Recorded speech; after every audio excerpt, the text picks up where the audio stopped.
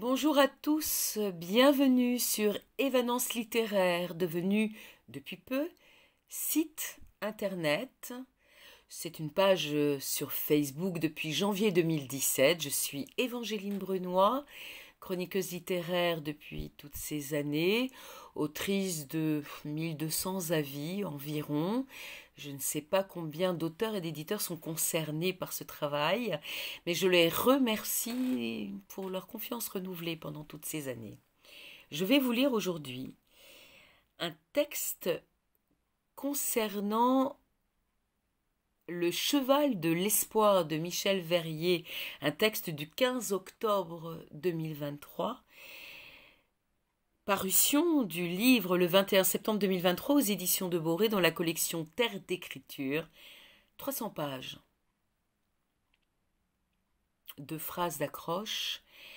Lorsqu'Alexandre s'installe au village et devient un suspect idéal pour Hélène, un soutien essentiel pour son fils.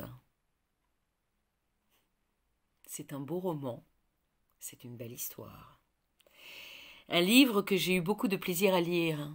Une grande fluidité d'écriture, des personnages attachants et réalistes, une analyse fine des sentiments, un soupçon de suspense. Tous les ingrédients sont réunis pour vous dépayser quelques heures de la plus belle façon dans un petit village du Beaujolais. Calme et volupté. Pas vraiment, puisque le récit s'ouvre sur la découverte d'un cadavre. Cette mort met le feu aux poudres, les mauvaises langues se déchaînent, la suspicion devient reine. En pleine saison des moissons, la présence des travailleurs saisonniers polonais met en fureur de bons Français.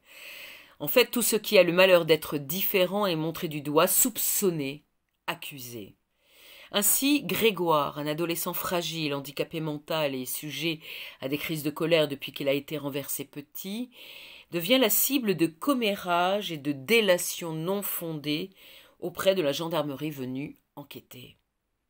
Mais une voix s'élève, celle d'Alexandre, un nouveau venu installé dans la maison de sa grand-mère. Il est le voisin du garçon et de sa mère, Hélène. Un banquier reconverti dans la création de vitraux depuis une rupture sentimentale. Le contact est établi ainsi entre Grégoire, Alexandre et Hélène, qui ne peut s'empêcher de se méfier de ce bon samaritain trop beau, trop parfait. La relation de confiance qui se noue entre son fils et cet homme la met sur le grill, d'autant plus à l'arrivée de son cheval, Placido, sujet de passion pour le gamin. Lorsqu'elle découvre le phare cassé de la camionnette de celui qu'elle considère comme un intrus dans sa relation filiale, rien ne va plus, elle est terrorisée, déstabilisée. Qu'a-t-il pu se passer dans la vie de cette femme pour qu'elle perde à ce point le contrôle, pour qu'elle tombe dans une telle paranoïa? C'est ce qu'Alexandre va tenter de comprendre. Ce qu'il va découvrir le mènera à vouloir élucider une énigme policière, un cold case, afin de se disculper aux yeux d'Hélène et apporter la paix dans la vie de cette famille éprouvée. Mais le chemin sera long avant que la lumière ne passe librement à travers le brouillard qui emprisonne les cœurs. Du bel ouvrage.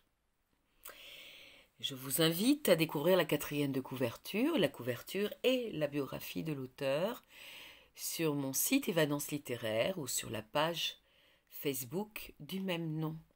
Merci infiniment. À très bientôt. Au revoir.